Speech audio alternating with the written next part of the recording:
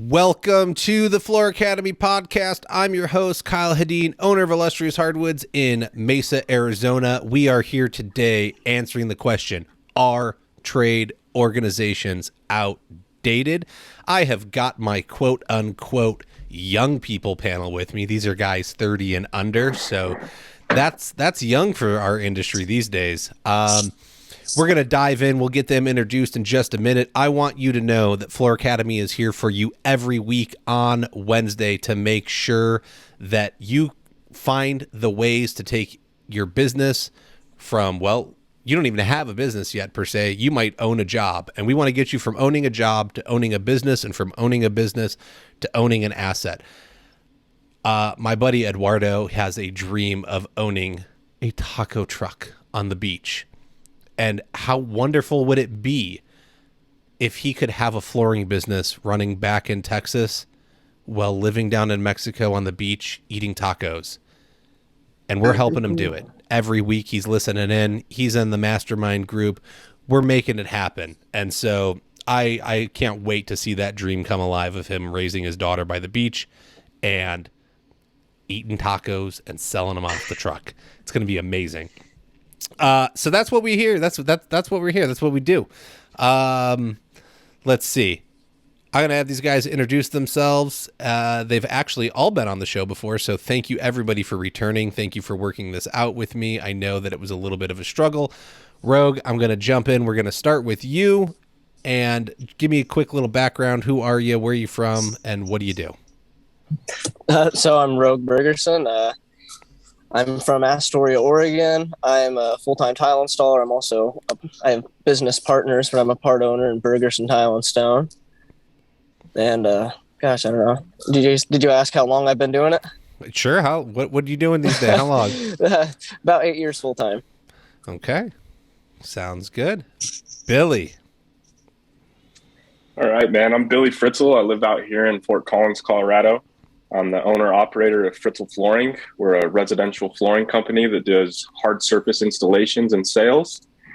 I've been doing this full-time technically for about 3 to 4 years now, but I'm a second-generational guy from my dad, so that's how I got involved. Love it. Eduardo. Howdy, I'm Eduardo Martinez. I've been in the industry most of my life. I've been doing it full-time 8 years, and I've owned my own business for 3 years. Mainly commercial, retail, 100%. All right. Awesome. So it's a little bit different. We got a commercial guy, although I know that you deal with a lot of commercial, like carpet goods, some LVP, some, carpet squares, doing carpet stuff. You're over there. We got our tile guy.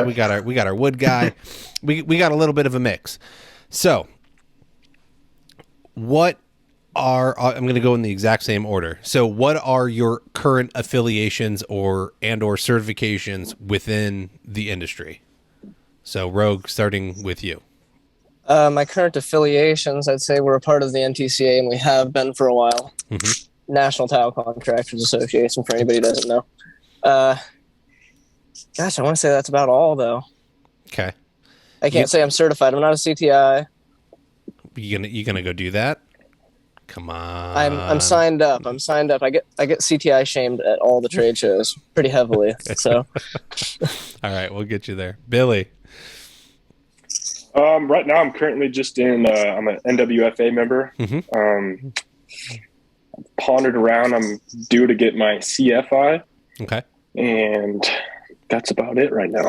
Okay. Have you taken any of the NWFA classes, whether sand and finish, install, sales? No classes. I'm pretty affiliated with the program, just knowing some guys there and always reaching out with questions and obviously using their guidelines. Okay. But nothing taken in person yet, no.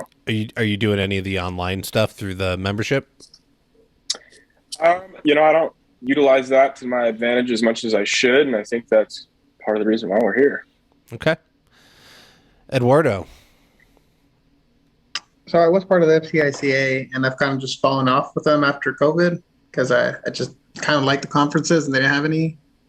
But that's more of I did the Certified Installation Manager program, which really helped me see from the top down how the projects run and really helps me out a lot.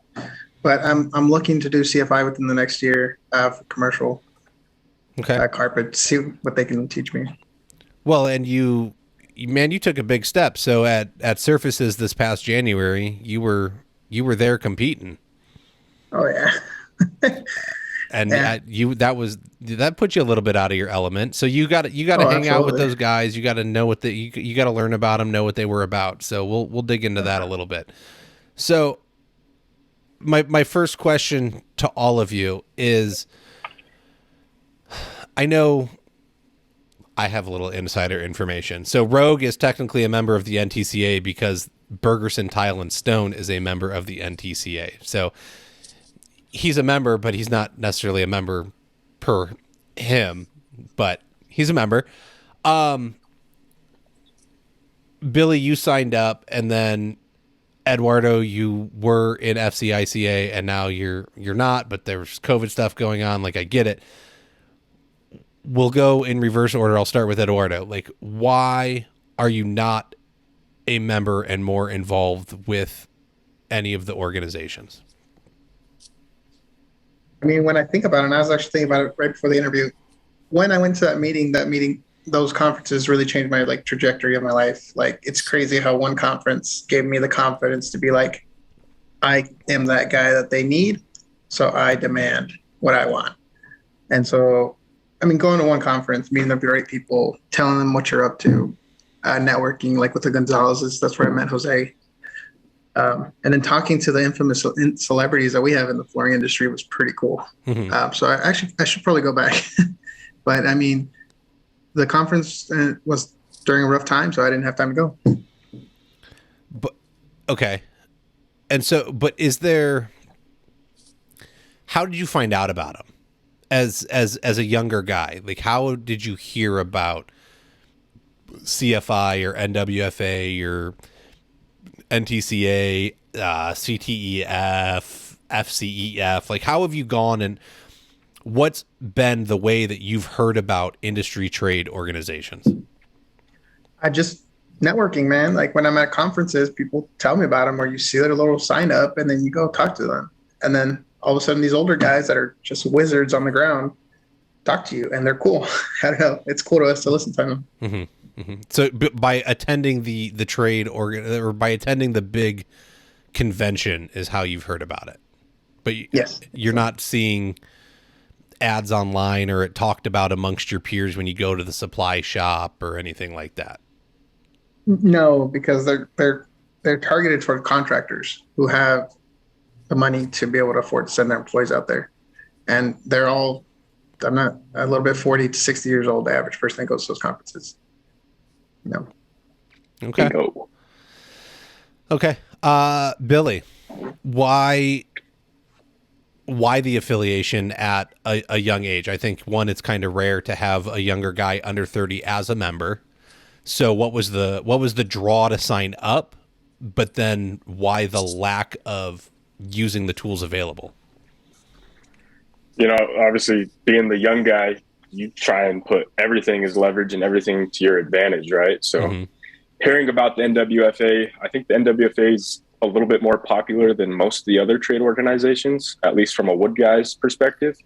You see it on a lot of product. You kind of wonder, all right, what's this NWFA thing? What are these guidelines and stuff like that?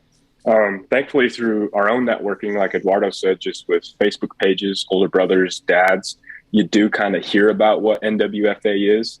And at that point, I was like, okay, you know, this might be another chink on my armor to really put myself aside and become more professional and more in tuned in the flooring industry, being the young guy, so I can have that credential.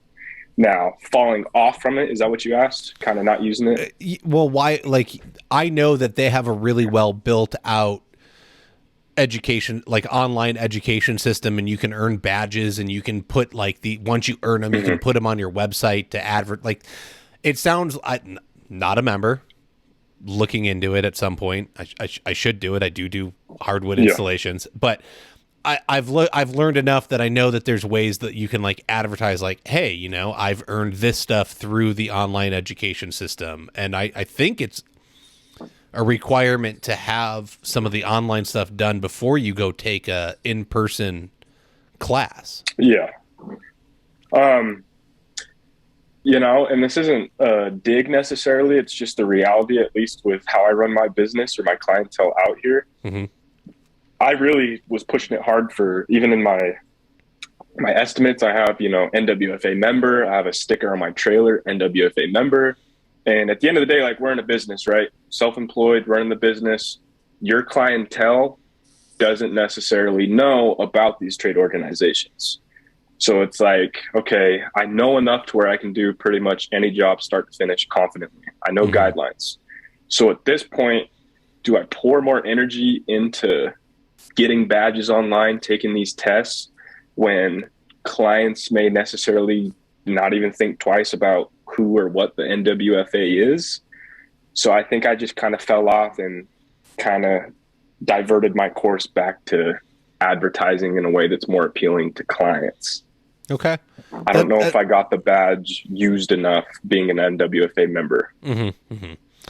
But so to contradict that, whether the badge matters or not, you're using the system to educate yourself to better to provide a better end product. So yes, is there still value in the education even if the badge means nothing? So that's the double side of the sword, right? I love the NWFA. I love what they're doing. I love the trade organizations. I think it brings immense value, and it could seriously change, especially younger guys. Like Eduardo said, it's always the 56-year-old guys going to these trade shows and stuff. And if we can pull the younger guys in and show them, like, hey, these are guidelines, this is professional work, I think it kind of help all the way around with the installation crisis and kind of the hack jobs out there. Okay. I'm going to skip over to Rogue. So you've grown up in a cult. As your dad loves to put it. So I think you were probably brainwashed NTCA from a very young age. And I don't think that's a bad thing though.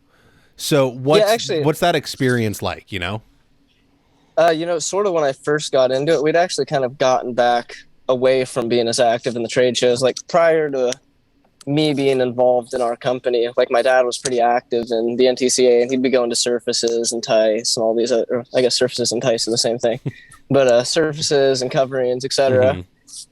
And then, for the first couple years that I came to work, we didn't go to any. And then I'm not sure what springboarded us back into it, but now we're super active. We're back to going to surfaces. We were just at coverings. And I guess we always used them for their the trainings. I think that's the greatest thing that we've gained out of it as a company, is when, like, Mark Heinlein will come down with the NTCA truck and go to, like, Dirk Sullivan's place in Portland. We can take our whole crew up there and train our guys on, like, large format installation. So that's great. So you're finding value in what they're bringing to the table, but you understand that at a younger age that, like, hey, I have to learn skills, and they're providing me a way to do that without it costing me a ton of time, money, effort, accidents. Yeah, and like you said, I mean, I'm a part of the cult. I'm a third generation. So I've a lot of these methods and standards have been sort of drilled into my head from the beginning. So a lot of it's sort of like, oh, duh, like common knowledge, but it's still great. You also, you participate, because I know that they hold committee meetings, and like the NTCA holds other stuff like a day before the trade show starts. So are you in any committees, or are you participating in any and giving feedback and response, or have you not jumped in that much yet? Yeah, I think my dad's on a committee. I think he might be on a MITRE committee, as exciting as that sounds. And then I'm in the Young Leaders program. Okay. So I do. Those don't require that I sit in on a technical committee, but I do. We go in and sit there, and it's not the funnest thing in the world, but I do hear some great conversations. So. Okay, so tell me about the Young Leader Committee. Like, how did that come about, and what are you doing on it? I'm not really sure how it came about. Jim Olson, I think he's the president of the NTCA, jumped on me about it. And there's another couple good guys who are young, and what they're trying to push is basically bringing new installers who are young into the industry. Mm-hmm. So one thing I know, like one of the members, Cody Cox, is doing is he wants to start having people go in and any schools that have trade programs go in and kind of do like a small short seminar and try and get attention to the industry. Okay. So there's work being built out to attract young blood via the organization. Yes. Okay. That's impressive. I like hearing that. That makes me excited because sometimes it feels like that's not happening. You guys are all under 30, and yet the leaders of these organizations are traditionally, I don't know, I would say probably over 50, right? So there's at least a 20-year plus age gap. What does that do for you, right? How do you feel that affects leadership and the direction that the organizations are going versus maybe where you see the industry going personally? And Billy, I'll start with you. Oh man, I think it's just naturally difficult in anything when you have such an age gap. I don't know, at that age I just feel like it's completely out of tune just with what us young guys are, like completely. So when you have these leaders and these presidents, it's almost like the whole thing is based around other people that age, right? So for the young guy, it's like, okay, I see all these older dudes, some women, doing whatever they do. Like, it seems great, but it's not really appealing. Like, it's usually controlled by one person. There's really no youth in there. And I just feel like it's kind of hard to reach out and want to pursue that when it's, I don't know how to break it down other than just such a significant age gap. And that's about it. Okay. Have you made an attempt to reach out? Have you reached out to anybody that's on the board or anything and been like, hey man, I want to get involved? You know, and I can't sit here and say that I've done to that extent. I think It's just been kind of a turn off in a way that, you know, I should pursue that. And if they say no, they say no. But if they say yes, then I think that's even better for us young guys and just get some youth in there and have it be more appealing, more relatable. I guess that's the word. All right. So I'll encourage you to do that because the worst thing they tell you is no, right? And big deal, but Exactly. nothing ventured, nothing gained. So I bet you they're more open-minded than you think. I'm sure they're more open-minded than all of us think. And so I know that there's guys out there that dog on these organizations all the time. And that's not what this series of podcasts is meant to be about. I don't want that. I want to start a conversation. I want to be a little controversial, but at the end of the day, I think they're very valuable. It's a matter of they're a business just like we run businesses. And we all have issues running a business. So maybe we don't know the inside story, but let's voice some concerns. Let's start a conversation and kind of see where that goes. So Rogue, you are on a committee. You got asked to be put on one, but like, what's that involvement kind of been like? How active is it? You know, what's really do you feel it's making a difference, or do you feel like it's kind of like something that was tossed to you and maybe it's not that important? So it's just like I'm already real busy as it is. So it's hard to really delegate a lot of time to put back into it. And I mean, as far as how often we're meeting, it's, gosh, I mean, like maybe once a month. And a lot of times the meetings don't get very far. I mean, every single time it seems like we come up with a plan and how we're going to execute it. Then we find a problem with that. And then, okay, by that time, it's time to meet again. And then we kind of just, it seems repetitive and perpetual. Like, I'm not, again, trying to bash, but not getting anywhere. It's just like working on a committee. You know, there's lots of ideas and lots of argument. Look, I'm on my HOA board. It goes nowhere. Every month, we will have the same conversation for 4 months straight before something gets put to a vote. And it's like an hour and a half long meeting between the 5 board members.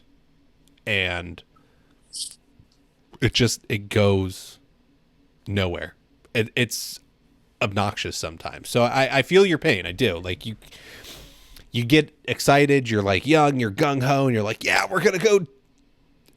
And you talk about some things and you come up with a direction, and then 3 people say no, 2 people say yes. And then you change it and everyone kind of says like, okay, we're going to go here, but we're out of time. Like, we'll come back next month.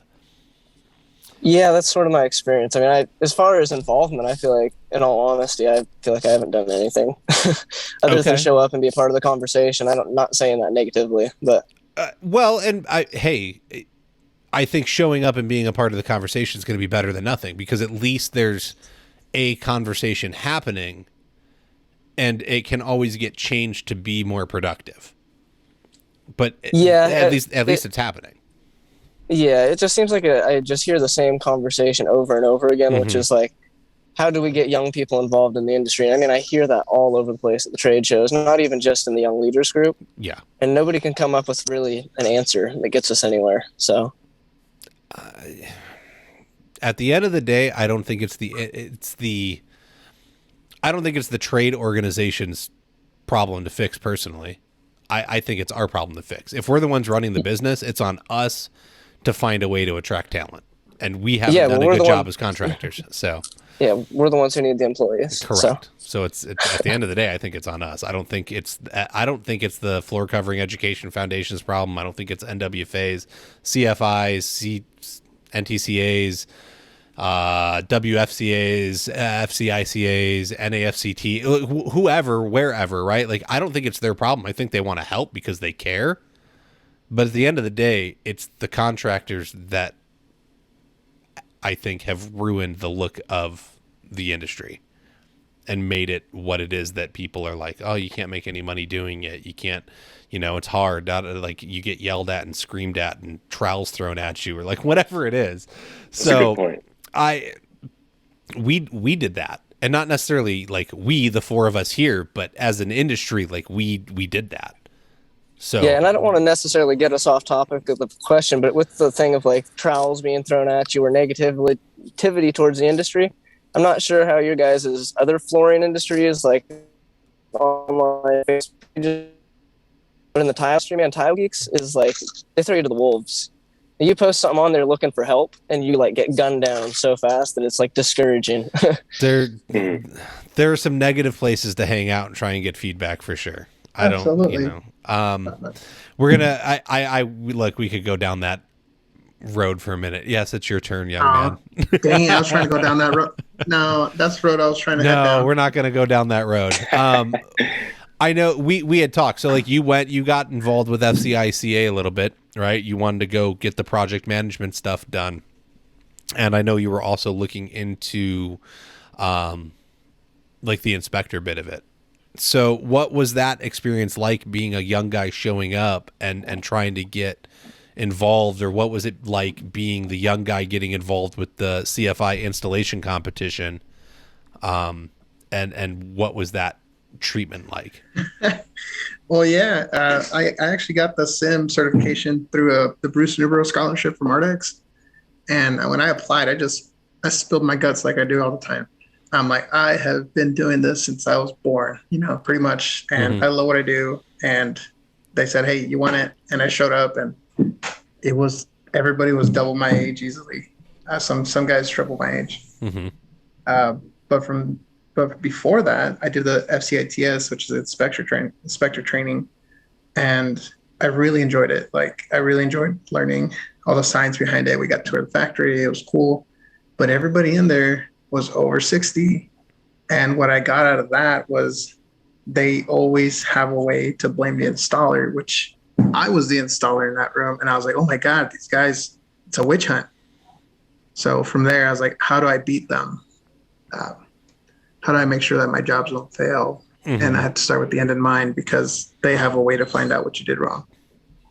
And, 95% of the time it's an installer. So that just switched my perspective on how I wanted to run my business and how I wanted to do things. Well, so, I mean, you're saying that they're blaming the installer, and like, I get it. Like that's something that happens within this industry, especially when you're doing it. But honestly, I would say that most failures are caused by bad education for Absolutely, installers. that's it. So it's not, I don't know that it's so much a witch hunt as truth, although I think that there are companies that have big pockets, and despite having big pockets, they'd rather not pay a claim. So maybe we blame something like that seam's not done correctly, but that's why all the carpet failed, or, you know, this joint spacing isn't right, and that's why the floor's cupping. Oh, exactly. I'm not That's what I saying that it learned. doesn't happen, but there's probably other issues beyond that may have added to it. But I think sometimes installers can get thrown under the bus, and once again, I think that comes back to being an installer issue. Trade organizations are there to educate us for the most part. That's why most of them absolutely. exist, and yet we're not doing it. Like, why aren't we drawn in? So, I think you probably had a good experience at the installation competition. So what was that like, right? You signed up, and I know you didn't have the skills to pay the bills to do that, but you put yourself in front of everybody at Tice and started trying to Yeah. install this carpet module. And I'll tell you what, I had to borrow the money to get there. I had to use my points to stay at a hotel, cook my own food, drive myself. It was just hard to get there. It was really important to me. And I showed up, and these guys are incredible. Like, on a level of, I don't consider myself the 8th best installer in the country. I'm not even in those top 8. Like, these guys were so good. And I was over here just asking for help. And this guy's like, I'm competing against you. She's like, I don't care. I'm not trying to win, dude. Just show me how to do this. I even started a fire. Nobody noticed. I tried to have a good time after I realized, like, man, these guys smoke me. I'm not on the level of these guys, but they're all, you know, NWFA and CFI guys. They're awesome. And so, I mean, to me, that they kind of inspired me that I can be better, and I just need to figure out how to get there. But there wasn't any hate on you, right? There was encouragement. No. There was, hey, Yeah. you can do this. Hey, you can come and like learn, right? It was a loving environment, right?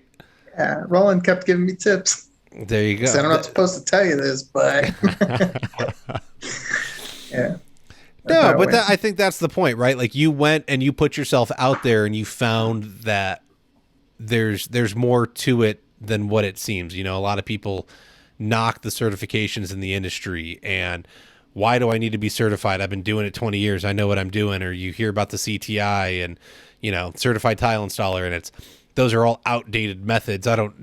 Nobody installs tile that size anymore, and I don't know why they do it this way. And like, that's not necessarily, it's not about necessarily the test. It's about being able to follow a work order, which you do every day. When you go to work, you follow a work order. And there's other things, right? Like, we need to make sure that we use soft joints at change of planes, and we need to be able to do layout. And there's other reasons that it exists. When you get into CFI and NWFA, there's rules and regulations and guidelines on how you install, and they just want to make sure, like, hey man, can you do it right? Can you go and actually perform the way you're supposed to? And will you say that you're going to go and perform? Because honestly, I think that's what it comes down to. I think more people out there know how to properly install than want to admit to it. But maybe it's the rates. Maybe it's that they're hung over that day. Maybe they need to get paid to go get a hit. Like, I don't know what your deal is. I don't.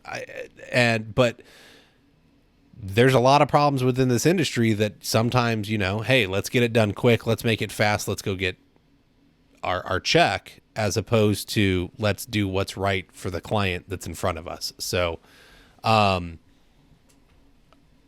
think the organizations sometimes get a bad rap because people just want to be able to get it done quick instead of right, and they don't understand why they should do it right every time. How do you teach someone to take pride in what they do? Now, all three of you I know take pride, so let's hit that.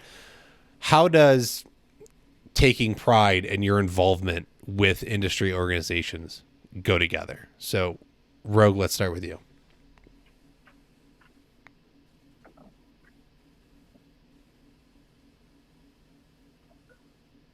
pride in industries organizations go together? Is that the question? Yeah. How does your pride in like industry organizations go together?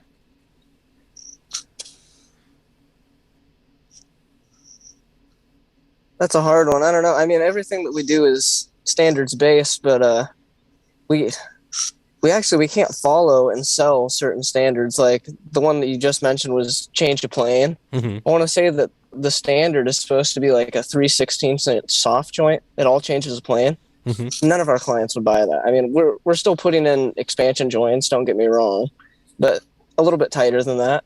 That's not to say that the quality of work suffering. I've never had a failure because I had an 1/8 expansion joint instead of 3/16 in the corner. But I'm struggling to find. Does your pride make you want to do it the right way so you can provide the best product, or does your pride make you want to do it so that it looks the best and screw the right way? Yeah, well, I don't know. I've always kind of become obsessed with anything I do in a way, and so I want to be like good or the best at it. Mm-hmm. Not that I'm the best tile installer, but I strive to be. And so being involved in the industry and getting to speak to a lot of people like the Tile Person of the Year, Dirk, and all these other great installers who run great companies, the way they do things and the way I should change the way I do things so that I can do it better. I feel like I'm skirting around the question here, but yeah, I don't know. I don't know how to correlate the two very well. Sorry if that doesn't answer it that great. No, that's fine. So I'm gonna interrupt this for a second, and then Billy, I'm gonna come to you. The International Surface Event, the annual flooring, stone, and tile sourcing experience in Las Vegas, has a unique experience for the industry. Introducing the Surfaces Show Home, Calibu Vineyard by Jennifer Farrell.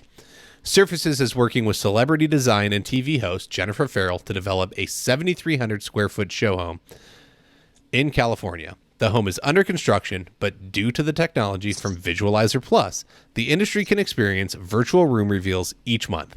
Then plan to view Calibu Vineyard in person or virtually summer 2022 during the home tours.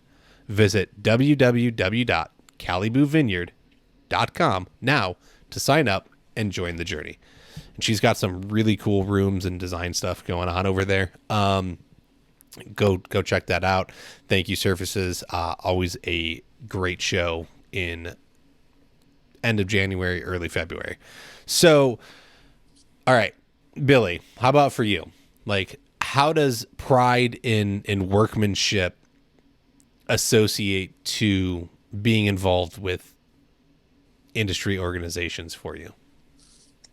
I think that's part of it is just obviously if you take pride in your work, like Rogue said, you try and be great, you try and be the best, and to be the best, you have to know how to be the best. And I think that's why I give credit to a lot of these organizations for the guidelines they set. And, I think pride meets these organizations because they're literally the standard, right? Mm-hmm. So if my name is going on this, my business is going on this, once again, especially the young guys over here, we don't have that seasoned vet credential quite yet, even though these guys have been in 8 years, like second generation, yada, yada. Clients don't know that. So if we have such a pride with following NWFA practices, not only is it a good representation of how we do business, but we can leave that job knowing like, all right, I took pride in knowing that I did this the correct way and that this client won't have a failed floor. Mm-hmm. Mm-hmm. Okay. I like it. I think it matters, right? Like at the end of the day, I want to deliver the best product possible. And so if I don't go and learn the best practices, then how am I going to do that? Exactly. Eduardo, what about you, buddy? Got the question, but refresh it real quick. It's pride one. Why? Yeah. Why? Where? How do pride and involvement with industry organizations intersect? Like, what was the advantage of how you feel about what you do and going and taking that project management certification? Right? Like, what was the draw? So check it out. There's people, like we mentioned, that will be on the internet and say, hey, I've been doing this for 25 years now. The individual has been doing it for 25 years. This organization with the combined membership has been doing it for thousands of years. I mean, there's hundreds of guys in there that have been doing it for 30 years that combined all their best information and said, hey, this is how we do it between the 1,000 years of experience that we have. So when you listen to these guys, it's just not them. It's not just them talking. They're talking for the whole organization. They're preaching their Bible that they wrote together.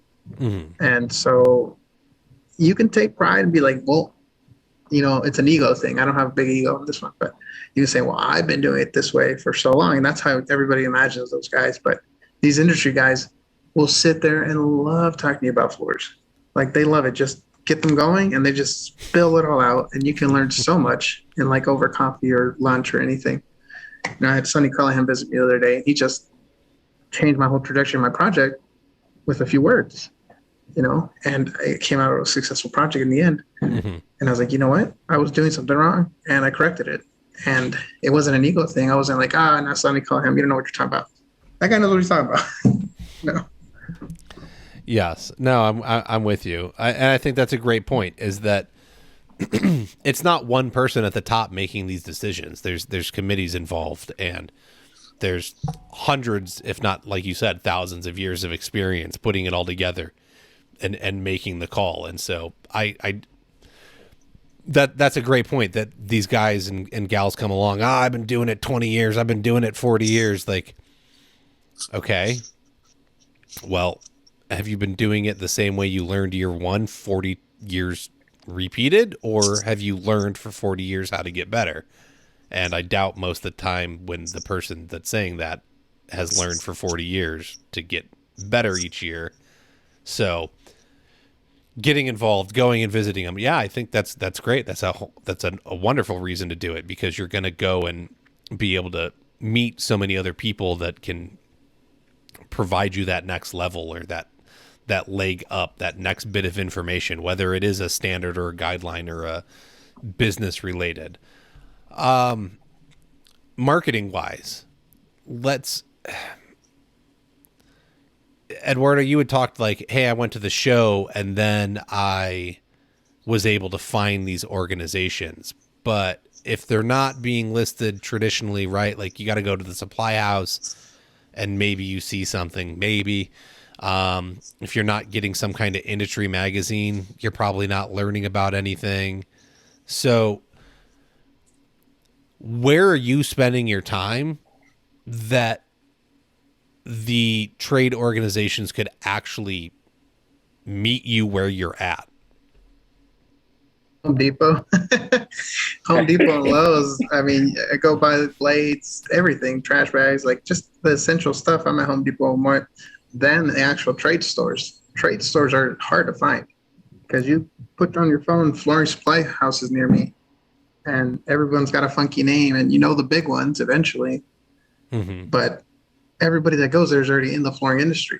Like you're trying to reach out to homeowners, and then they're going to start seeing the CFI badge at, you know, when they're trying to pick their floor for their house, and they're like, hey, what's the CFI? You know, that's my idea of where we would target people. It's like, these are people, your average homeowner trying to pick out a floor at their very big box store, Floor and Decor, for example. They see the badges, they start getting some sort of recognition of it. And all of a sudden, the masses know that there's organizations out there that install this stuff. Well, yeah, but not even the masses yet. Like just you. Like where would they be able to find you?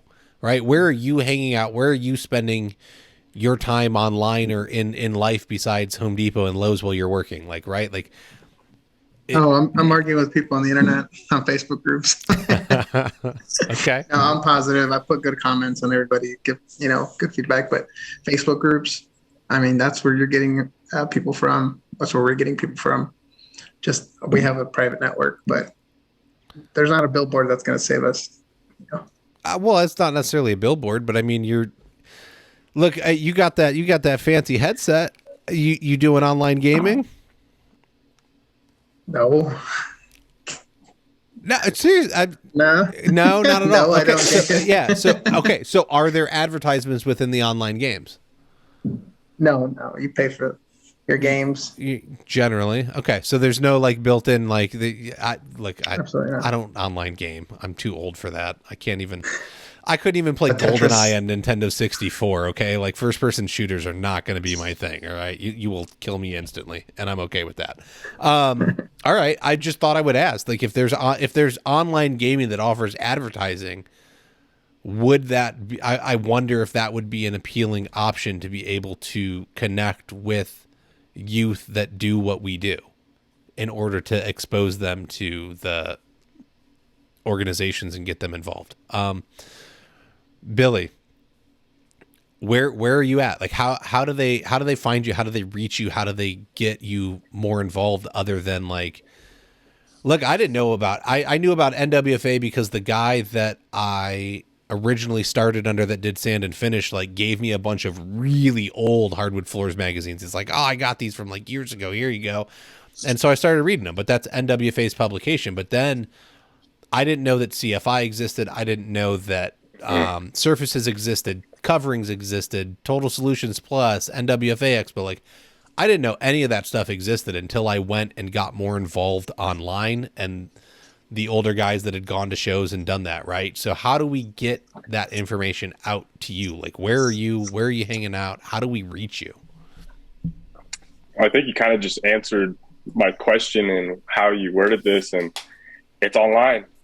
What is every age group on? Social media, Facebook, Twitter, Instagram, whatever it is. It's like we're so glued to our phones to where I think the bigger thing is it's like, you know, like Eduardo was touching on, like, clients don't necessarily know about CFI, like certified installer, CTI, NWFA, yada, yada, right?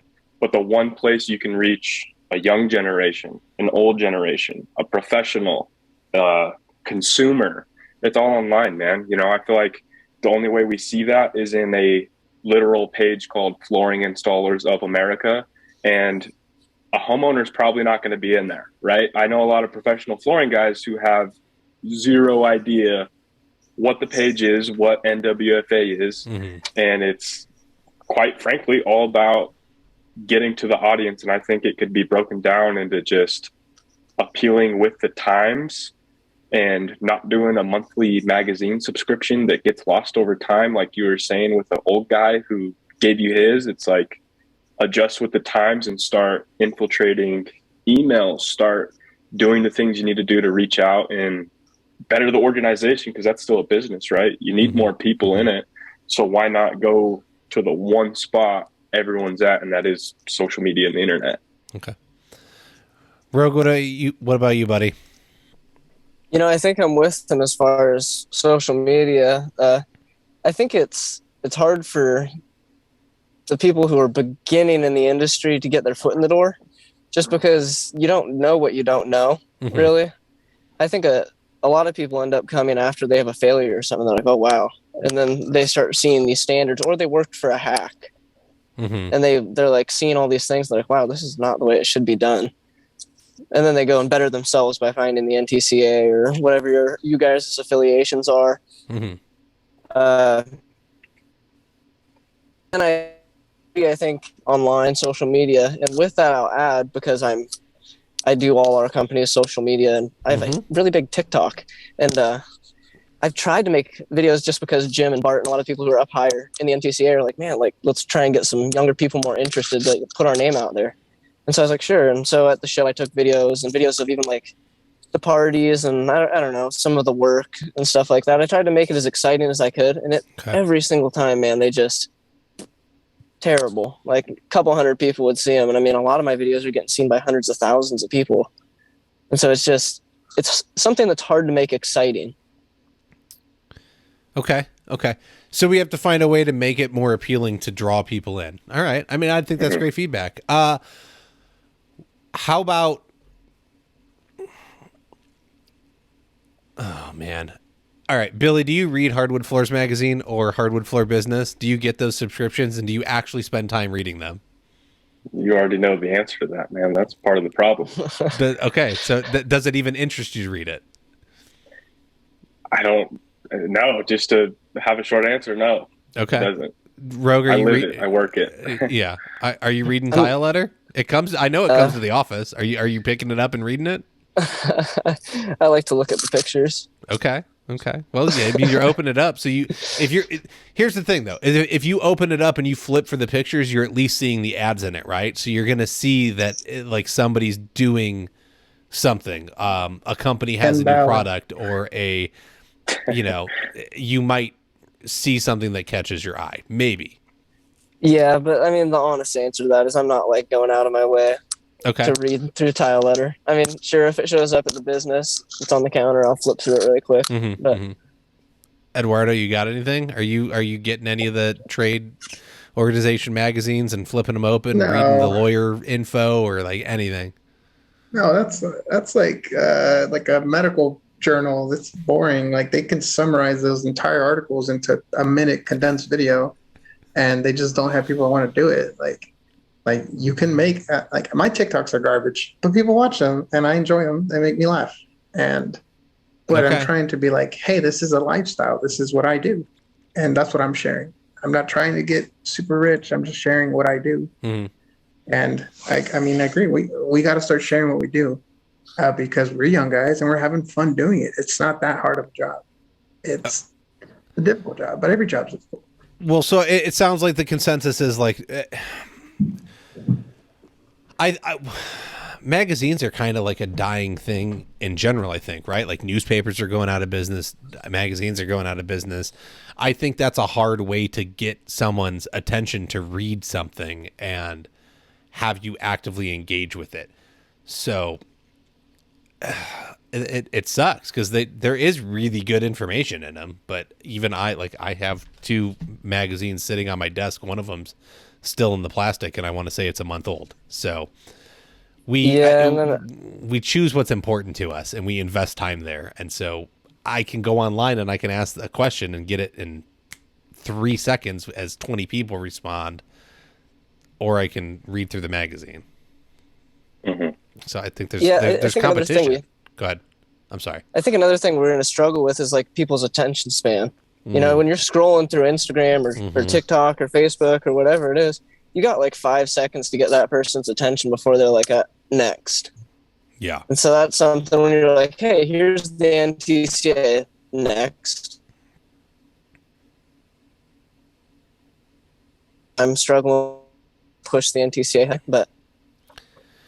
Yeah, no, I mean, I get it. I think you've really got to draw people in and do it quickly. And so how do you do that and make it engaging and get your message clearly across quickly? And is that message geared towards your age bracket?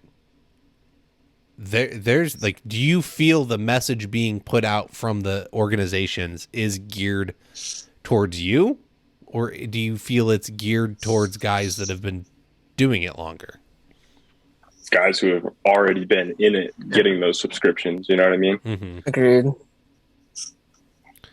So, I think the best place that they have to advertise or to sell somebody is actually at a show, like at Surfaces or something like that. A lot of the people who walk by and actually get to have a conversation with somebody who's been in the industry and they can tell you all the value and how many phone numbers you get to put in your back pocket that can really save you.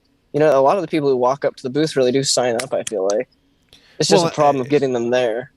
And I know you work the booth and you help push membership. So I appreciate that insight. Oh, and he's gone. He'll come back maybe. But I know I've seen him over there working the booth and getting people. So from that perspective, if it's easier to get somebody at at a trade show, where do we need to advertise this stuff, Eduardo? Because even you were like, look, I went and I met a bunch of people. So how do we put that out there? Because like I said, the only way I found out about it was by going online. I'm not searching I don't know how many guys are searching like flooring convention and finding these things. So Billy, like how do you've got to know NWFA Expo exists, but have you gone? Yeah, no, that's the exact thing. It's like, I know it exists. And to be honest, I could be the best hardwood guy in Fort Collins or Colorado or ever. And if I didn't join Flooring Installers of America, if I didn't know some of these guys who all of a sudden now I see what the 56-year-old guys are going to, what an NWFA expo is, I would have no idea what it was. Okay. And I don't know if I necessarily have an answer on how they should fix this, but I think that's kind of the issue here is people just don't really know, and you can infiltrate, at least from a younger generation, whether it's social media or schools, and just get people talking about it. Young guys, we all know what a Discord chat is, right, Eduardo? So Yeah. even a Discord, which is literally an online community where you talk about whatever the topic is. So if it's flooring, if it's NWFA Discord, where you can literally go in and chat to each other live time and just talk about anything. Okay. It's like a public forum. Eduardo, for you, like, how do you think they need to reach you and younger guys and let them know these things are out there? Because I don't think they're easy to find. Unless, like, if you know, but if you don't, you don't. I think it's pretty cool. It's already these are already niche. It's a niche industry, right? I'm not saying that there's not enough of us. There's not enough of general population to do it. I want to do it, but the niche, like, these are private colleges basically, and there's a competition to recruit students into their colleges, and then you have your professors, your PhDs, and equivalents, and it's just something that not a lot of people are ever going to fill the shoes in, and to really get to the top of the knowledge in this industry, it's not something people generally want. A lot of people just want to pay their bills. But there's academics out there that want to be educated, that want to be the doctor in flooring, and it's always going to be a small niche. I mean, as little as people want to be, obviously, lawyers and doctors, nobody wants to be a grandmaster Roland Thompson, other than me. I think there's a lot of people that want to become Roland Thompson. I ain't gonna lie. He's a cool guy. He is very knowledgeable. Lots of certifications on that wall. What about, look, all of the organizations that I've seen generally want to hit a contractor base and they want to hit a consumer base. Which is more important in your opinion? Billy, we'll start with you. To be honest, I would usually say both are equally important, but once you become in a trade, as more professional as you get, you naturally will start knowing some of these NWFA, CFIs, right? Because it's just what you do. You're bound to know it at least, right? Clients, on the other hand, it's like us going to buy a car or something. Like, there's just some things that the average consumer doesn't understand or doesn't know that the professional does know. So why not educate these clients who are spending a good chunk of change on their floor, on their home, and understand the difference between, hey, this guy's CFI, we know he has this credential, we know he took this training, we know what we're going to get. Versus Joe Schmo, looks like he's got a company, looks like he's got a truck with a logo. Like, it's that satisfaction of just knowing what you're paying for, because that's the way I would break it down. Okay. What about for you, Eduardo? Like, if they're advertising to both, right? Like, I know that I can go on a couple of the trade organization websites and they have, like, find a certified installer. But one, I think it's hard for consumers to find that unless they're told to go there by somebody in the know. So are you promoting yourself to educate the installer, or are you promoting yourself to educate the consumer, and which one's more important? I think a lot of the sales in our industry come from word of mouth, like private, tell your neighbor, tell your friend, tell your cousin. Like, who do you know? It's not as much advertising as we think it is. And that's the same thing when it comes to cars. You see a nice car, somebody invites their friend over to their house, and they see a really nice floor, and they're like, hey, yeah, this dude did it, and he did a shitty job. That guy's not doing a job. Or this guy did a fantastic job, and you should hire him. He's worth every penny. I think a lot of people get those references more than out, publicly advertising. For me, but it's a different industry. I think I would love to see it promoted more to homeowners. And the reason being is that if homeowners are being educated that there are standards and guidelines that need to be followed, and they can see what should be existing versus what's actually existing. And hold on, we got some messed up names now. That's okay. Ignore the names on the video. People moved around. It's okay. But I think if the push was to be towards the homeowners, and the homeowner, if you're going out to bid a project and the homeowner is saying, are you NWFA certified? Do you have training classes from NWFA, or are you CTI certified, or are you CFI certified for carpet or laminate or hardwood or whatever it's going to be, right? If they start asking you because they know these things exist, because that's being pushed out to them that, hey, look, there's standards, there's procedures, there's guidelines that need to be followed, and like Chuck in a truck should not be doing the install. Exactly. And they can ask those questions and be informed, because I'm all about informed consumers, man. I love people that like go online and research stuff and almost know more than I do. So for me, I would love to see that homeowner educated more, because it would force the contractor to go get the education, because the consumer's going to want it to be backed by what they were told. Like, hey, this is what you need. Rogue, you're back, so we'll ask you, buddy. What are your thoughts on how the organizations kind of push out in like, let's back installers versus let's get information to the homeowner, right? Like where should that kind of be? Where does it fall? Like how much importance is on one or the other? I'm not sure if this necessarily is the answer to the same question you're asking, but the relationship between like how I can use the NTCA to essentially get more jobs, is that sort of what you're asking? No, like a lot of the organizations will have like a search feature on there, right? So homeowners can go on and search for like a certified person. So how much effort should be like put into educating the homeowner that like these standards exist versus educating the contractor that, hey, we're here and we can help you do the right thing?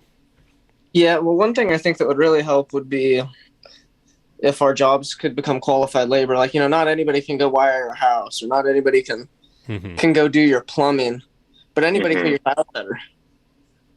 So if there was across the board a certification that had to take place for us to be able to get into your house and work, that'd be great. And so I think that's one way that could happen. Okay. So I don't know. Maybe a little more focus on homeowners and not that the contractors don't need it too, but if the homeowner's educated, they can then say, why don't you have this?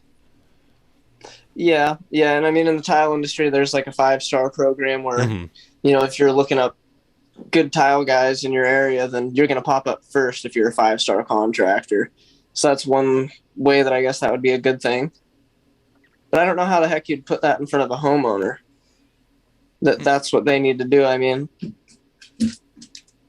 we're basically just working on reputation or word of mouth largely. And I think that's how it's always classically been done, right? Like this guy does good work, but I see horrible people get recommended all the time. And how long, I've referred this person to 5 people, and then all of a sudden the work starts going south, or it goes south 6 months later, but they've already been referred to 20 friends, done a bunch of quick jobs, and they all start failing down the road. And that guy's long gone with a boatload of money and out of town and on to the next one. So I don't know, right? It's multifaceted. I don't think there is an easy solution. Hence what NTCA was celebrating 75 years this year, I believe. Yeah. Right? Like they've been at this for 75 years. I don't think there is an easy solution. I've got I got my buddy Dwayne Pruitt here. He's asking a question. So he's saying he was encouraged by the retailers to get educated when he was around. So do you guys feel you're being educated by retailers to go and know more? And I don't think any of you actually work for retailers, but do you feel that the industry is telling you to go get educated as opposed to just you yourself want to get educated? Go ahead, Billy. That's one of the biggest notes I have right here is whether it's a store that you're subbing out of, whether it's retails of the actual product. Like, I think that's a huge disconnect because, I've literally emailed reps of certain hardwood companies say, hey, you literally don't have installation guidelines like anywhere to be found, and had installation guidelines sent to me that I knew for a fact just weren't right. So I had to correct a rep and say, hey, these are NWFA standards. What you sent me is for a different species of oak or whatever. Mm-hmm. And let alone, I don't think part of it is, and this isn't to bash, it's just what I've found, not educated enough with these trade organizations and just aren't aware of them. And I think that's causing them obviously not to push like, hey, you should go get certified. Hey, have you heard of this? This is how you know what I mean? Okay. Eduardo, from your perspective doing commercial work, did anybody that you're getting your work through, did they ask you or encourage you to go out and get educated, get trained, get certified in anything? Or was it, hey man, you said you could do it, so here's a project, go do it? I mean, yeah, that's how it started, but I feel like 20% of my job is the floor. That's the easiest part of my whole job, and it's an easy floor to go in. But with the retailer or the guy I'm working with, I've told him, like, hey, I want to go to this training. I want to go to the carpet inspector training. They teach you how to identify 200 different fibers and all this. He says, yeah, I got you. Just do these jobs for me, and I'll cover it. Here I go like a dum-dum doing these projects. Time comes around, backed on his word. And I was like, hey, dude, this means a lot to me. I can slap this down well, but I want to be able to communicate it effectively to anyone in my industry and anyone that needs to be educated on it, because I know I'm at where I'm at, but there's more to it. And so this year I've signed up for a few courses with my team, and I told them, hey, we're not working during this time. And I told my guys, we're not getting paid for this. This is how we're going to take the next step for our business, and we're doing it together. And so far they're on board, but But that was you going and doing it. Were you encouraged to go take the class? No, absolutely not. Were you told, hey, this stuff exists, go get it and do better for me? Or was it just go do the job, go do the job, go do the job? Yeah, for my previous contractors, that's actually how I found the FCICA, because they invited me to their strategic partnership conference. Okay. And they brought out people from the organizations, and they talked to us, and they invited us out. But that company that I used to work with, they're awesome. They're one of the best in the country. I love working with them, but just booked. Okay. So one did and one did not. Yeah. Rogue, I don't think you had a choice. I think your dad shoved education down your throat, but let me know. Yeah. As a third generation installer, you probably had that just crammed down your throat. But when new guys come in, when you're hiring your apprentices, are you encouraging them to get involved with the NTCA? Are you encouraging them to like go on the website, use the online stuff, or are you just like, hey, look, we just got to go to the job and I just need you to mix this thin set and I need to get my tile up? No, so we do encourage it. Actually, as a company, we have an incentive that we provide.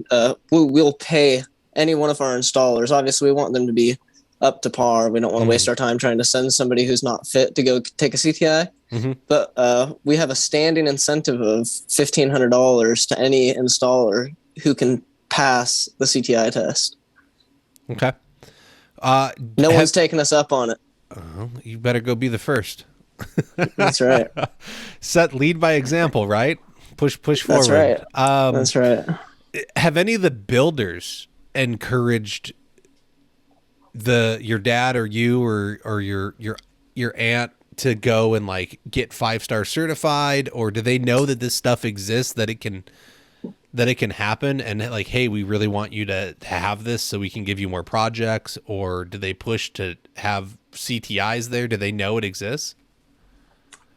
I don't really think so. I can only think of one contractor who we work for, and the guy is actually an engineer. Mm-hmm. And so he cites things out of like ANSI and stuff like that. And so he does see the importance of it. But that's the only one guy who I can even think of who knows what an ANSI standard is. Got it. All right.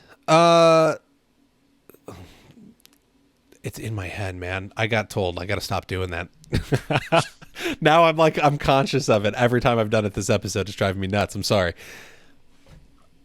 Is there something we didn't hit on that we should have hit on?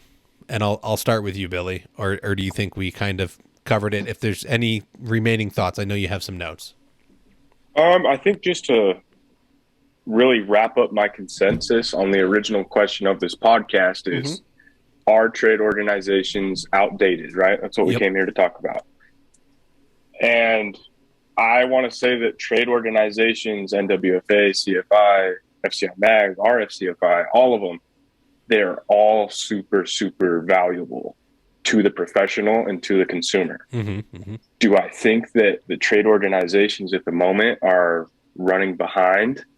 I think they are. I think that it's just a matter of coming back to the times and representing themselves in a way that's more appealing to younger contractors, or just getting their name out the door more. But I think it's a huge value. And at the end of the day, it's a business. So like you said, they might know something we don't know, and that's their business model. And it's not necessarily their job to just go crazy and go advertise here, go advertise there, you know, because it's a business, right? Yes. So I guess to wrap it all up, I think we touched on a lot of things, and it's very valuable. It's very important to all ages. And it's just a little out of time with where we're at just in 2022. Beautiful. Eduardo, final thoughts, anything we missed on your side that you can think of, or any last thoughts? I think we did pretty good. It's just we got to, I don't know if we're having a recurring meeting about this, but we should really challenge ourselves to, we just admitted to not being involved enough and how valuable it is. Like we need to get our heads out of our bottoms and be like, you know what, I should probably go back to school and to floor school. Let's just say that, like at least once a year. Let me challenge myself to go once a year, twice a year. It's not a lot, but at one point when you say, hey, I've learned enough, it's your turn to get back. Because eventually you're going to get old like me and Kyle over here, and you're going to know everything. So you got to teach somebody else. Oh, buddy, I don't know nothing. That's for sure. I'm with you guys, and I am learning as much as I can. Rogue, final thoughts, anything we missed, didn't hit on that you think is of importance? Yeah, sure. This maybe is somewhat off topic, but I think it all ties together. I was talking about how I thought the events such as like surfaces and coverings are like the most important time when people can, become introduced to their industries, like the NTCA, or I can't even think of what your guys' are called. But all good. Anyway, something that me and my dad noticed at the last coverings we were just at that I thought would have been valuable is if you could almost add, like, in a way, a buddy system. It sounds strange in the beginning, but we did this with a guy who'd never been to a trade show. I think his name was Jason Christensen. He reached out to us when we were at the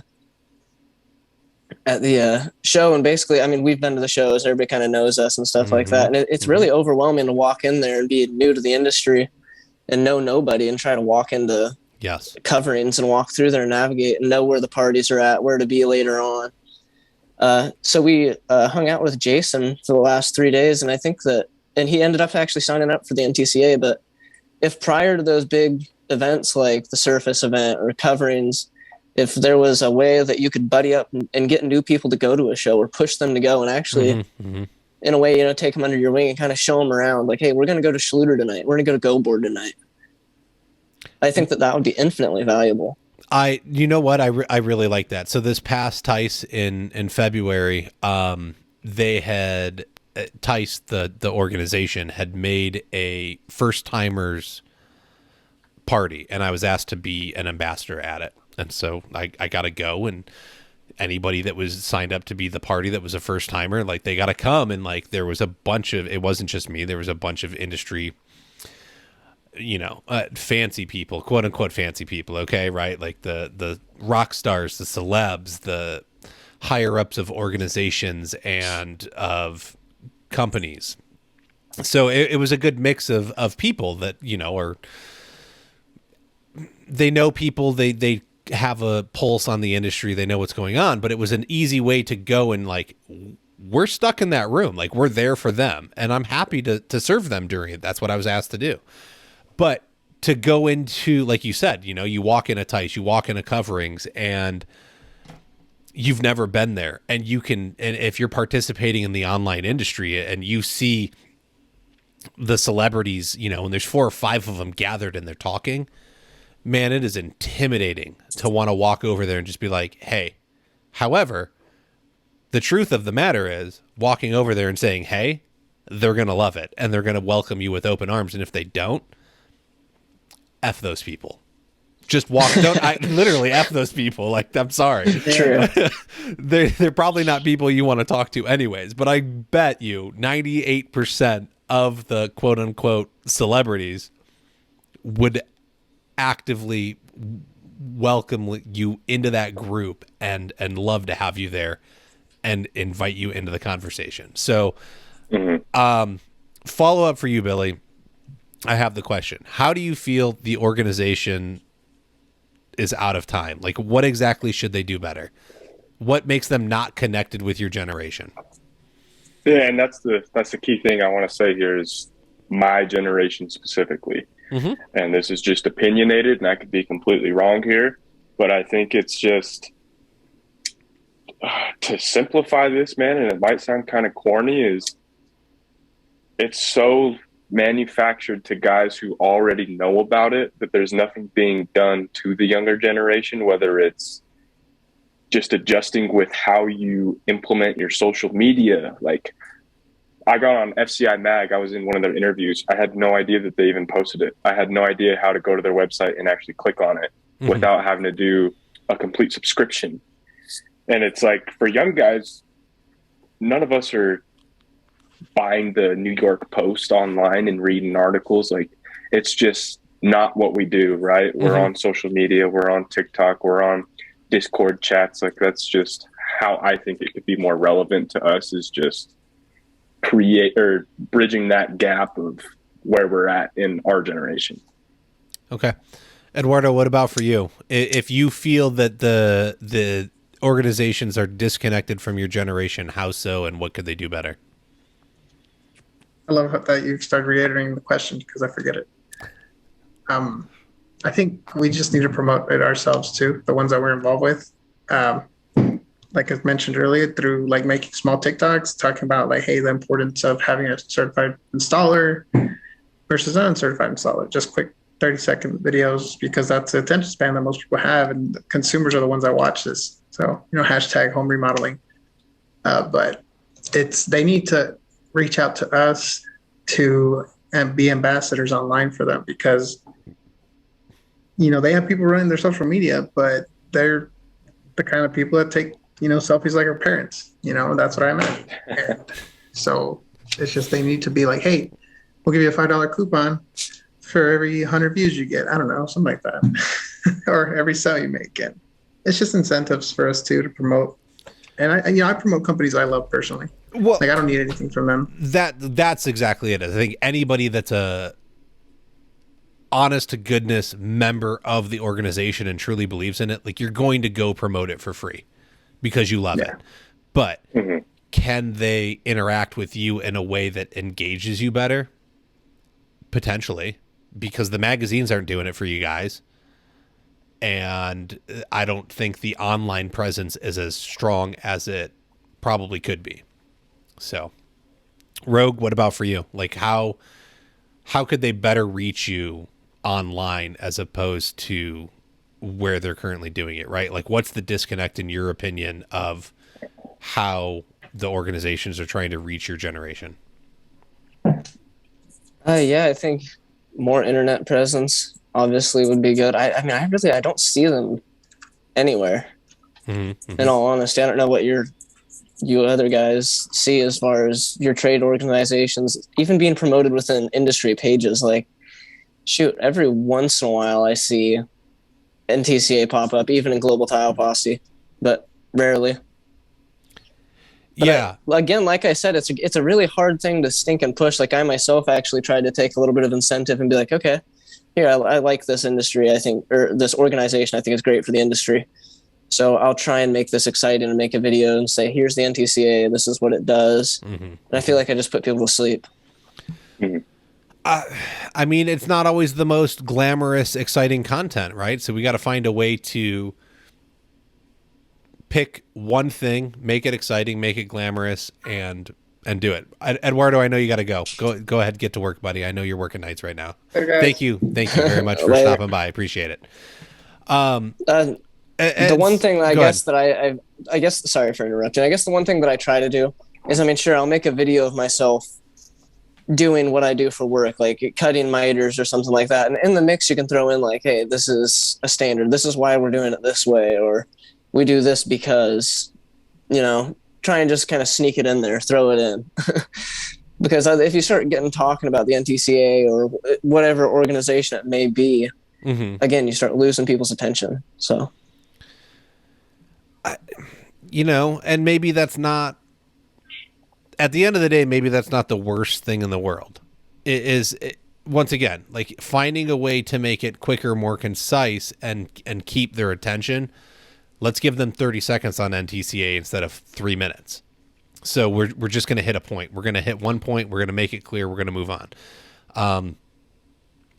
But maybe that's the thing, is that it needs to go a little bit more to consumers, and it needs to be a little bit more online and not through necessarily the current media sources, because you guys aren't, it doesn't sound like you're reading the magazines. It doesn't sound like you're going to their websites. And honestly, I personally think their websites are hard to find unless you know exactly what you're looking for.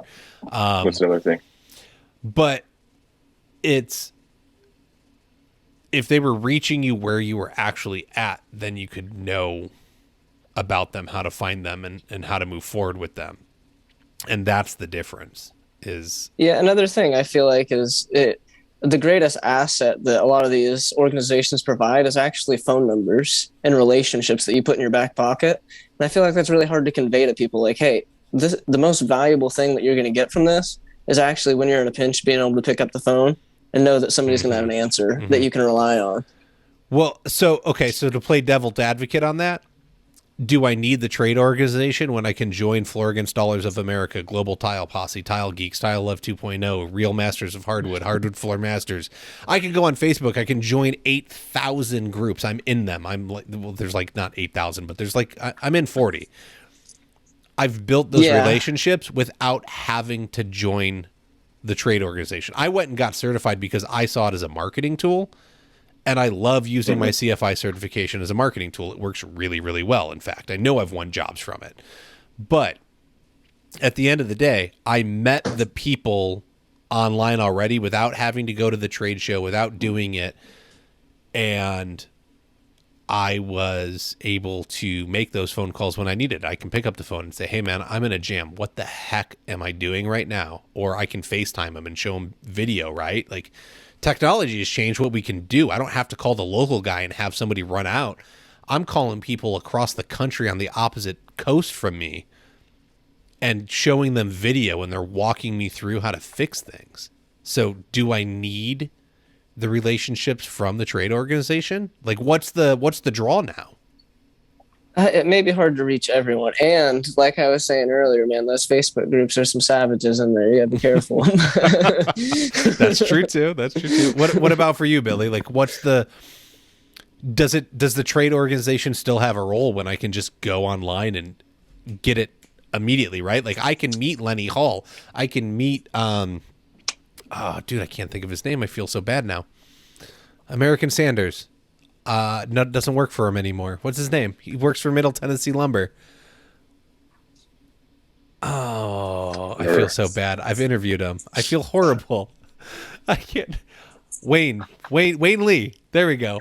Wayne Lee, you know, and you look, you can go online, you can talk to any of these guys, like the guys that are in the magazines and you don't think you can like reach and touch and you're in awe of, right? They're online. You send them a private message. They're like, hey man, I need help. And they're okay, I'll help you, right? You didn't have to be an NWFA member to get access to that. They just care about the industry that much. They're going to help you. So and it could be as simple as even creating an NWFA communal Facebook page like we have with Flooring Installers of America. Like it could be that simple. You know, if we're going to be online talking to these guys anyways, let's do it in the actual trade organization. And that's just, it's kind of hard when you do have all this information at your fingertips and you do wander into one of these Facebook pages that provides with everything. So it's kind of nature of the beast of, all right, if the NWFA and all these other places want to stay relevant, then look at Flooring Installers of America, join that page, join a different page and create the community of installers, of contractors in the same exact sense, because it clearly works, right? And I think that's what they were there for, right? It does create that community. And that's what we're after. And so once again, getting the membership excited to promote the organization, I think that maybe that's the lack. Is the membership still excited about being a member, or do they just continue to put, oh, they need money again, here, just take my money here, right? I can tell CFI being $100, and I don't know why they lowered it. Okay, so CFI membership to be listed on the website every year was $100. They lowered it to $65. I looked at that and I was like, well, it should be worth more than that. Like, why are we lowering it? But, and I don't know what the actual, I'm not on a board. I don't know why, but now it just seems cheap. Like for me to throw $100 was nothing as a flooring contractor. Like that shouldn't be a struggle to throw $100 to an organization you believe in. But then to lower it to 65, like now I feel like it's cheap and invaluable. Like it's so easily attainable that I don't know. I was kind of upset by it. Like, did we lower it to try and draw in more people? And we're going to sell on volume now? Because even at $100, like we should have been selling on volume, because I know that NTCA and NWFA are like $600 a piece. Mm-hmm. So I was going to say NTCA is like $500. Correct. So I don't know. I'm once again not on the board, but I felt it like cheapened business at the same time. Yeah, correct. It's hard. I'm sure there's an answer. All I have to do is ask, and I haven't done that. But getting members excited to go and do it, right? Rogue, you're excited about it. You believe in it. That's why you go and work the NTCA booth at Coverings and at Tice, because you believe in it. You're willing to sell somebody that membership. But then how do you get that member 6 months down the road excited about it? Who's following up with them? Who's making sure that they're still engaged? So maybe that's something that needs to happen. Yeah, that could even come back to the whole, like, in a way, a mentor system of, hey, we're going to go to Surfaces this month. Let's go. Come, let's have dinner. I don't know. Maybe that's the best way to touch back in, or even just maybe to make a phone call, delegate people to each other. Yeah. And I think, man, as much as we can sit back and say what all's wrong or what needs to happen, at the end of the day, like, we're aware of this, especially us younger guys. So if we're aware of it and we have the passion like we do, then part of that comes on us into reaching out, into being the change and not just wanting the change, right? Yeah, we do kind of have to take some responsibility on ourselves in that sense, for sure. Well, and I commend you both on agreeing and realizing that that's an issue, right? Like if you're going to be the next people stepping up and eventually taking over, hey, it's on you to make it what you want it to be. So it is true. There's lots and lots of talk about what to do and kind of not a whole lot of stepping. So there you go. ain't no one stopping you from doing it, right? Like Billy, you admitted, Yeah. like I haven't even reached out and done anything. And Rogue, you're on a committee and you're like, well, I don't really have time. And like, look, I get it. We all put time towards what's important to us. I 100% get it because I invest time in my business and I invest time in this podcast, which has essentially become a full-time business at this point. And I won't lie, my family kind of gets the short end of the stick at this point. So it's not that they're not important to me. I've found other things that are a big focus right now, and maybe they shouldn't be, but somebody's got to do it. And Jim Walker and Jane Walker, who founded CFI, their big thing is, if it's to be, it's up to me. Yep. So I encourage you guys, like we've had this discussion now. No one's stopping you. Go ask. Go volunteer more. Go get more involved. Find the extra hour a month or hour a week or whatever it needs to be. I appreciate all three of you coming on. I know Eduardo had to run, but thank you, Billy. Thank you, Rogue. Thank you, Eduardo. I appreciate your insights. I appreciate you being willing to hop on and be a little vulnerable and have this discussion and put your name out there with something that's a little controversial and not, look, people could take this completely the wrong way. And, I think you all did a nice job of handling it and talking about it in a positive light. And it's, hey, look, at the end, you both admitted, like, okay, we need to step up. Like, if we're going to make a change, like, we have to actively get involved. And I think that's the biggest insight here is, I don't care what age group you're in. I don't care if you're the trade organization, you're not the trade organization or not. Like, you want to see change? Shut up and go do something. So Yeah, I gotta say, at least the one good thing is there's a lot of more eyes are starting to open as far as there being an issue, even with young people being struggling with getting young people in the industry, struggling to push qualified labor, et cetera, et cetera. At least over the years, I feel like I've seen that conversation continue to come up. So there is more eyes opening to it.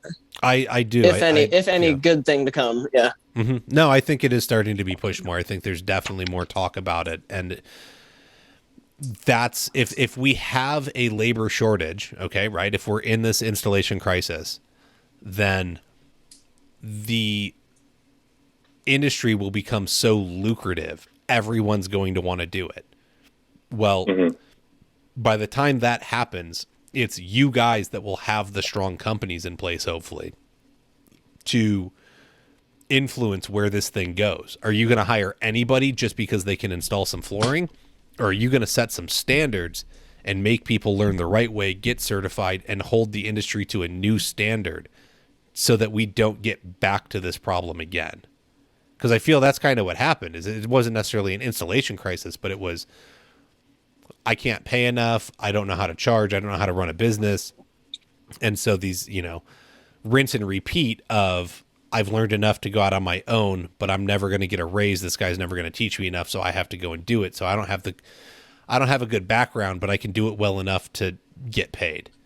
And then that guy hires somebody, can't pay him enough, and so they go out on their own, and they go out on their own, and they go out on their own, and now we've done this for generations, and nobody can do it right. That's the thing too, is like, and I kept thinking about that the entire podcast. It's like, it's almost how we run our business at the same time too is a direct correlation and such a fine line with how we go about training. Because there's people that call themselves flooring professionals. You see the tile hack jobs, you see the floor failures, hardwood, everything, and they just don't know. They're in to make a quick buck in this trade, get in, get out, move to the next, and they don't really care or have the pride to understand like we do, Correct. And so I think we have to lead by example and run those companies that are going to change the standard. And if we change the standard, then we can change the industry.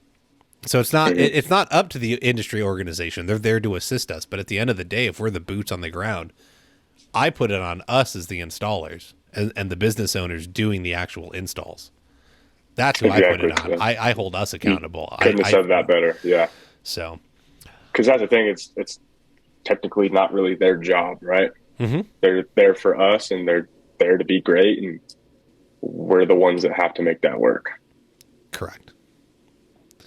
All right. I think that's going to do it for this episode, and I appreciate everyone tuning in. You can find more great info, like I said at the beginning, every Wednesday on your favorite listening service, whether it's Apple, Google, iHeartRadio, Spotify, Stitcher. You can find this anywhere. Check out the YouTube if you want to watch the video versions. Make sure to visit flooracademypod.com. We've got our shop over there. You can pick up a t-shirt, a hoodie. We've got all kinds of great stuff.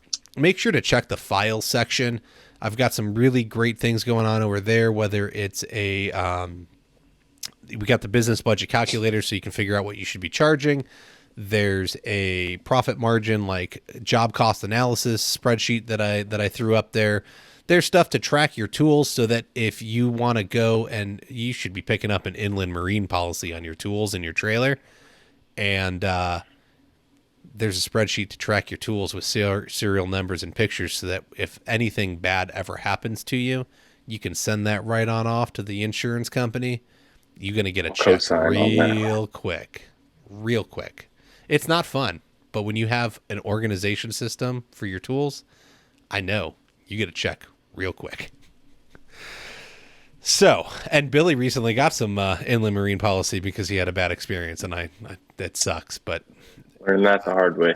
It happens to everybody, man. I think. Yeah. I don't know anybody that hasn't had some tools stolen. It sucks. Right. Live and learn. So everybody, thank you for tuning in. And once again, gentlemen, I appreciate you coming on and giving us your insights. We will catch you next week.